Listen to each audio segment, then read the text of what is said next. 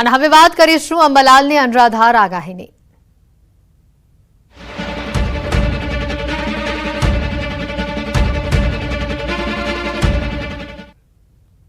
અંબાલાલ પટેલની વરસાદને લઈને મોટી આગાહી સામે આવી છે। 13 સપ્ટેમ્બરથી ફરી વરસાદનો રાઉન્ડ શરૂ થશે। 22 સપ્ટેમ્બરે સમુદ્રમાં સિસ્ટમ સક્રિય થશે। 5 ઓક્ટોબર સુધી ગાજવીજ સાથે વરસાદ જોવા મળશે। અંબાલાલ પટેલની વરસાદને લઈને આ મોટી આગાહી સામે આવી રહી છે। ફરી એકવાર વરસાદનો મોટો રાઉન્ડ આવશે। 13 સપ્ટેમ્બરથી વરસાદની શરૂઆત થશે અને વધુ માહિતી મેળવીશું। સંવાદદાતા વિભુ અમારી સાથે જોડાઈ ચૂક્યા છે કે જેઓ અંબાલાલ કાકાની સાથે ઉપસ્થિત છે અને તેમની પાસેથી આ વરસાદને લઈને અંબાલાલજી શું કહી રહ્યા છે તે માહિતી મેળવશે। જી વિભુ।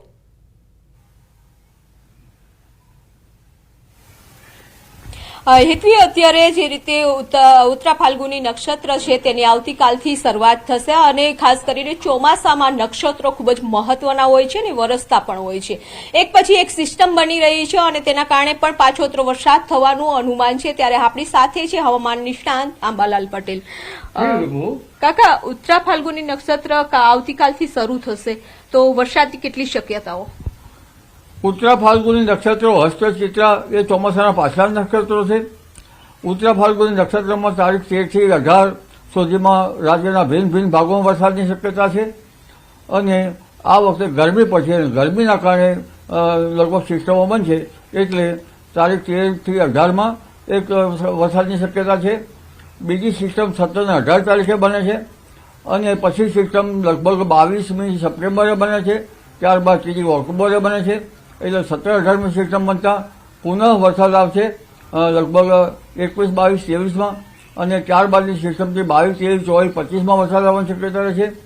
ત્યાર પછી 27 તારીખે હસ્ત નક્ષત્ર બેસે છે એટલે હસ્ત નક્ષત્રમાં પણ ગાજવીજ સાથે ભિન્ન ભિન્ન ભાગમાં લગભગ થોડો વરસાદ આવવાની શક્યતા રહે છે અને ત્યાર પછી બેસે છે ચિત્રા નક્ષત્ર। ચિત્રા નક્ષત્રમાં 10 થી 13માં બંગાળ ઉપસાગરમાં ચક્રવાત સર્જાવાની શક્યતા રહે છે અને ચિત્રા નક્ષત્રમાં પણ વરસાદ આવવાની શક્યતા રહે છે। જી કાકા, કયા કયા વિસ્તારો છે કે ખાસ કરીને પ્રભાવિત થશે?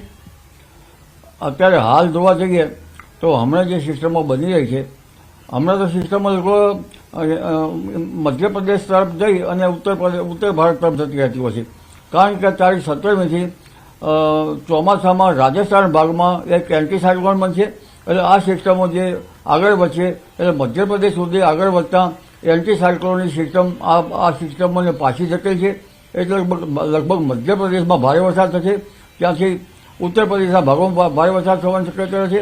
પરંતુ રાજ્યના ભિન્ન ભિન્ન ભાગોમાં ગુજરાતમાં પણ વરસાદ થવાની શક્યતા રહેશે।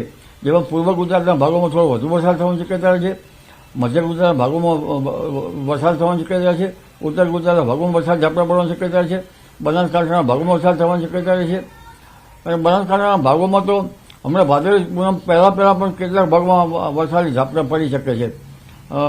લગભગ દાંતાના ડુંગરામાં અંબાજીના વિસ્તારમાં પણ ઝાપટા પડી શકવાની શક્યતા રહે છે એટલે વરસાદ હજુ ગયો નથી પરંતુ પવનનું જોર વિભુ વધારે છે અને આ વખતે વરસાદી ઝાપટા પડશે એટલે પાક લગભગ નિગલ અવસ્થામાં આવ્યો છે। નિગલ અવસ્થામાં આવેલા પાક જે છે એ પવનની ગતિથી પડી જશે, પાક પડી જવાની શક્યતા રહે છે અને કસ્મતનો પવનનો દોર વધારે રહે છે પરંતુ આ વરસાદ જ્યારે થતો હોય છે એટલે એ વખતે ઘણીવાર પાક ઉગી જતો હોય છે, ધાન્ય પાક। પણ ઉત્તરા ફાલ્ગુની નક્ષત્રમાં ગરમી પડે છે, ઓતરા ચિત્રના તાપથી એવું કહેવાય છે ખીરજી બાવા બની ગયા અને એવું કહેવાય છે કે જો વર્ષે ઉતરા તો ધાન નખાર કૂતરા એટલે ઉત્તરા નક્ષત્રમાં વરસાદનું પાણી સારું ગણાય છે અને આ નક્ષત્રમાં વરસાદ થવાનો જ છે એટલે જ્યાં કૃષિ પાકો ઊભા છે ત્યાં પાકોની સ્થિતિ સારી થશે પણ નિગલ અવસ્થાવાળા પાકોને નુકસાન થઈ શકે છે। તો કહેવાય છે કે 27 તારીખથી હસ્ત નક્ષત્ર એટલે કે હાથીઓ બેસશે અને આ હાથીઓ પણ વરસતો હોય છે તો ખાસ કરીને નવરાત્રીનો પણ સમય છે એ દરમિયાન તો શું સ્થિતિ રહેશે? હાથીઓ એ ચોમાસાનું પાછલા નક્ષત્રો છે લગભગ। આ વખતે ભૂર પવન પાછો વળતો હોય છે પરંતુ ચોખ્ખો ભૂર જ્યાં સુધી ન પાછો વળે ત્યાં સુધી ચોમાસાની વિદાય ગરમી નહીં, એ પરંપરાગત જ્ઞાન પ્રમાણે। અને આ જે છે સપ્ટેમ્બરની આખર તારીખમાં હોય છે, ભૂર પવન આવશે, ભૂરના લહેરા આવશે, વરસાદ આવશે પણ તારીખ 27 સપ્ટેમ્બરથી 5મી ઓક્ટોબર વચ્ચે ગાજવી સાથે વરસાદ થવાના કેટલા ભાગમાં શક્યતા રહેશે અને 5મી ઓક્ટોબર આસપાસ સાગરકાંઠે પવનનું જોર વધારે રહેશે. ત્યારબાદ 10મી ઓક્ટોબર ચિત્રા બેસે છે. 10 થી 13 ઓક્ટોબર વચ્ચે વરસાદ તો થશે, પણ બંગાળ ઉપસાગરમાં ચક્રવાત સર્જવાની શક્યતા રહેશે અને ત્યાર પછી લગભગ ચક્રવાતોનો વરસાદ શરૂ થવાની શક્યતા રહેશે. શરદ પૂર્ણિમાની રાત્રે ચંદ્રલોક શ્યામ વાદળોમાં ઢંકાયેલો હશે આખી રાત, તો પણ સાગરમાં હલચલ જોવા મળશે. એટલે વરસાદ જે છે પાછોતર વરસાદ પણ થશે અને જેના કારણે આપણે કહ્યું એમ નવરાત્રિના ભિન્ન ભિન્ન ભાગોમાં અસર થઈ શકે છે. ચિત્રા નક્ષત્રમાં થોડુંક વરસાદી ઝાપટા વધારે રહી શકે છે, એટલે ક્યાંક ક્યાંક ત્યાંની પણ અસર થવાની સંભાવના રહેશે. જી, તો કાકા, નવરાત્રીનો જે સમય હોય છે અને ચોમાસું પાક પણ નીકળવાની તૈયારીમાં હોય છે, તો નુકસાન થશે? પાછોતર વરસાદ જે છે એ જે કૃષિ પાકો નિગલ અવસ્થામાં ના હોય તેને ફાયદો કરે. ધારો કે જુવાર છે એ કેટલીક એમાં દૂધનો દાણો ન ચડ્યો હોય તો એ સારી થાય. અન્ય પાકો ઘાસચારાના પાકો જે છે એ સારા થાય, પણ પવનના જોરના કારણે જે ઊભા પાકો જે છે એ ધાન્ય પાકો અથવા તો આંબાની કલમો એ પડી જવાની શક્યતા રહેતી હોય છે. એટલે બાગાયતી પાકોને નુકસાન થવાની શક્યતા રહેતી હોય છે, ઊભા કૃષિ પાકોને નુકસાન થવાની શક્યતા રહેતી હોય છે અને ખેતરમાં પડેલા પાથરાઓ જે છે એ વરસાદ થાય અને ગરમી વિષમ હવામાનની વિપરીત અસરના કારણે ખેતરમાં પડેલા પાથરાઓમાં ઝેરી જીવજંતુઓ પડતા હોય છે. તો કાકા, લાગે છે કે હવે જે પાછોતર વરસાદ પણ થશે અને કહેવાય છે કે પૂનમ પછી જે પાક છે, ચોમાસું પાક છે, એ કાઢવો જોઈએ કે પાછોતરો બી પૂનમ પછી પણ વરસાદ થવાની શક્યતાઓ રહેશે? પૂનમ પછી પણ વરસાદી ઝાપટા પડવાની શક્યતા રહેશે અને આમે ધાન્ય પાકો વગેરે લગભગ દિવાળીની પહેલા આસપાસ જ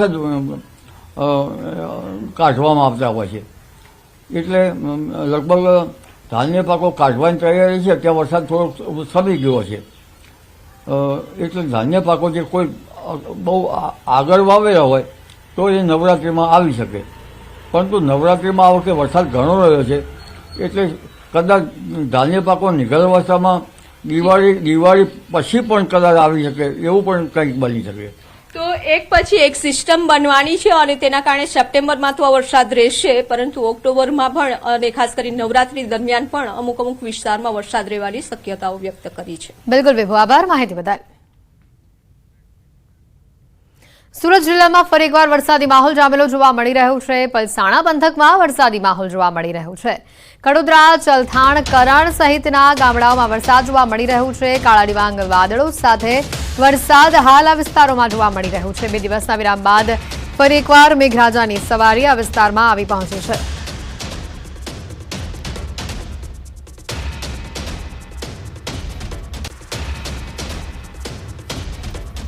પાનમ અને કડાણા ડેમમાં પાણીની આવક વધતા મહી નદીમાં પાણી છોડવામાં આવ્યું હોવાની માહિતી આવી રહી છે સામે. કડાણા પાનમ ડેમની જળસપાટીમાં વધારો થતા બંને જળાશયમાંથી પાણી છોડવામાં આવી રહ્યું છે. 2 લાખ ક્યુસેકથી વધારે પાણી છોડાતા વડોદરામાં મહી નદી 2 કાંઠે વહેતી થઈ છે. સિંગરોડ ગામમાં પ્રવેશ્યા મહી નદીના પાણી. કાંઠા વિસ્તારોમાં ખેતરો આખા પાણીમાં તરબોળ થઈ ચૂક્યા છે. સિંગરોડ પાસે ભયજનક સપાટીની નજીક હાલ મહી નદી વહી રહી છે. વડોદરા જિલ્લાના કુલ 53 જેટલા ગામોને એલર્ટ આપવામાં આવ્યું છે. ડેસરના 5, સાવલીના 28, વડોદરા ગ્રામ્યના 9, પાદરાના 11 ગામોને એલર્ટ આપવામાં આવ્યું છે.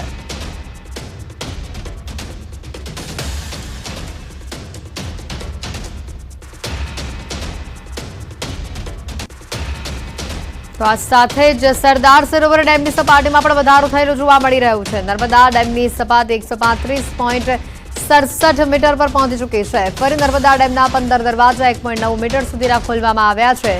ઉપરવાસથી પાણીની આવક થતા સપાટી વધી છે. વડોદરા, ભરૂચ અને નર્મદાના 42 ગામોને એલર્ટ આપવામાં આવ્યું છે. નર્મદાની જળ સપાટીમાં વધારો થઈ રહ્યો છે. નર્મદા ડેમની સપાટી હાલ 135.67 મીટર છે. મહેસાણાથી વિગતો આવી રહી છે. ધરોઈ ડેમમાં 75% વધુ જળ સંગ્રહ હોવાની માહિતી. ધરોઈ ડેમમાં 75.03% જળ સ્ટોક થયો છે. ધરોઈ ડેમની સપાટી 615.22 ફૂટ પર પહોંચી છે. ધરોઈ ડેમની ભયજનક સપાટી કુલ 622 ફૂટ છે. ધરોઈ ડેમમાં 4300 ક્યુસેક પાણીની આવક થઈ છે. ધરોઈ ડેમમાંથી મહેસાણા, પાટણ અને બનાસકાંઠામાં પાણી અપાય છે. 10 શહેરો અને 1007 ગામ અને પરાને અપાય છે પીવાનું પાણી, જેમાંથી 9 શહેર અને 538 ગામ એવા છે કે નિયમિત ડેમનું પાણી તેમાં વપરાશમાં લેવાય છે.